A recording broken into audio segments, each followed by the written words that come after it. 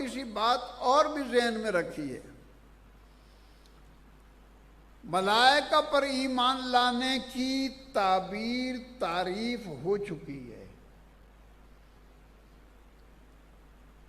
آسمانی کتابوں پر ایمان لانے کی تعبیر تعریف ہو چکی ہے، اللہ کی ذات پر ایمان لانا، اس کی توحید، اس کی یگانگت، اس پر ایمان لانا، اس کی بھی تعریف تعبیر ہو چکی ہے کہ کیا کیا چیزیں ہیں جو اس کے ماننے کے لیے ضروری ہیں۔ اسی طرح رسولوں کے بارے میں، اسی طرح تمام اصول الدین میں جتنے بھی۔ اب ایک آدمی وہ تمام تعبیر اور تعریف کو نظر انداز کر کے کھڑا ہوتا ہے اور اپنی طرف سے اس کی تعبیر کرتا ہے کہ جناب اس طرح ایمان لایا جائے۔ اب جو تعریف اس نے کی ہے اور جو تعبیر اس نے بتائی ہے، اور وہ تعبیر 1400 سال سے متفقہ آ رہی ہے، اس کے خلاف ہے۔ جیسے کہ مزید دور، جدید دور میں کیا جا رہا ہے۔ مولانا جس کے لیے فرما رہے تھے، میں اشارتاً عرض کر رہا ہوں، 1400 سال سے ایک چیز کی تعریف موجود ہے، تعبیر موجود ہے شرعی۔ ایک آدمی اٹھتا ہے کہ اس کے خلاف تعبیر تعریف کرتا ہے اور کہتا ہے اسے تسلیم کرو۔ اب یہ جو چیز تسلیم کر رہا ہے، اس کی بات ماننے سے پہلے دو باتیں اور ماننی پڑیں گی۔ اس کی بات تسلیم کرنے سے پہلے دو باتیں ماننی پڑیں گی۔ ایک یہ کہ پچھلے سارے جاہل تھے اور یہی عالم اور محقق اور مدقق نکل آیا ہے۔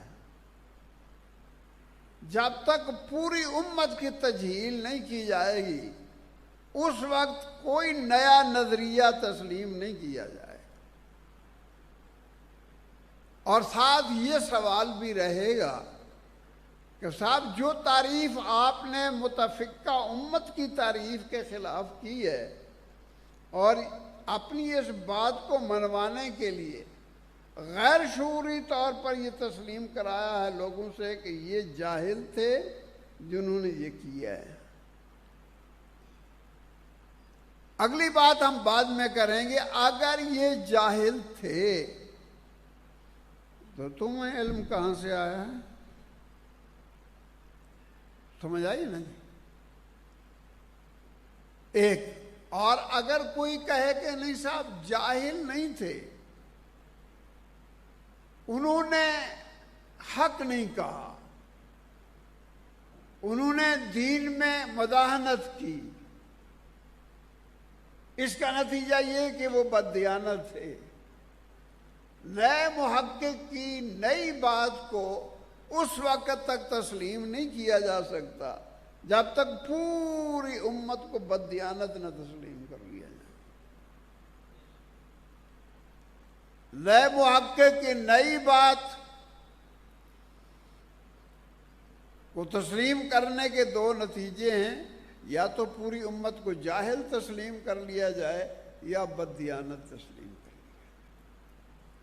جب آپ پوری امت کو بددیانت ثابت کریں گے، جب آپ پوری امت کو جاہل قرار دیں گے، تو پھر ان کے واسطے سے جو چیز آئی ہے اس کا کیا اعتبار ہے؟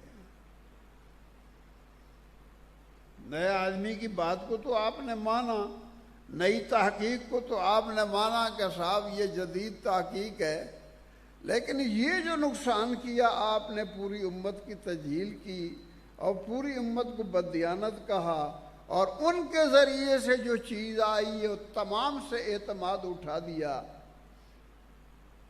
تو یہ کیا ہے؟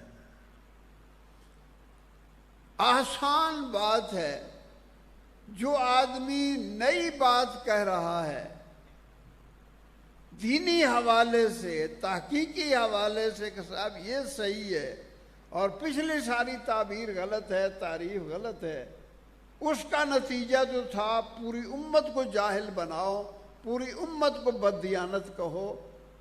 ساری امت کو جاہل کہنے سے، ساری امت کو بددیانت کہنے سے بہتر نہیں ہے کہ آپ اسی کو جاہل کہہ دیں، اسی کو بددیانت کہہ دیں؟